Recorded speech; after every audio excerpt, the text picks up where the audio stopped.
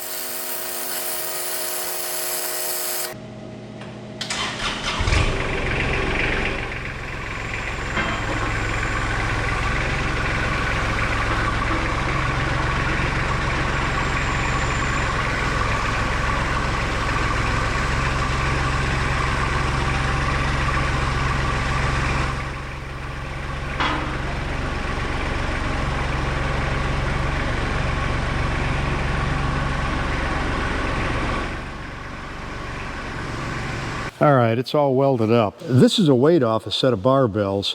It's 100 pounds, and I wasn't sure if it was cast iron or cast steel, so I tried welding this pipe to it yesterday and it wouldn't weld, so it's cast iron. So what I did this morning, I cut a base plate, drilled and tapped 4 holes into this weight, bolted that plate down, and then dropped the pipe down and welded it in, so it's nice and solid now. This will make a nice handy little welding table. I was worried it might be a little bit top heavy because this plate probably weighs as much as that weight down there, but you really got to pull on it to get it to tip. So I think it'll be solid enough. And then it's portable, so I can just push it out of the way. I didn't want anything with wheels on it because then it wants to roll and you got to get wheels with the locking mechanism in them. I just wanted something simple, and I had everything here. I didn't have to buy anything to build this. It was just all out of scrap.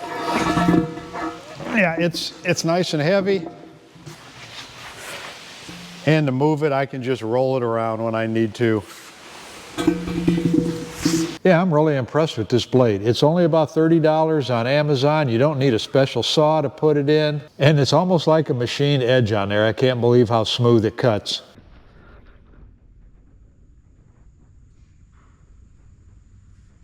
Thanks for watching.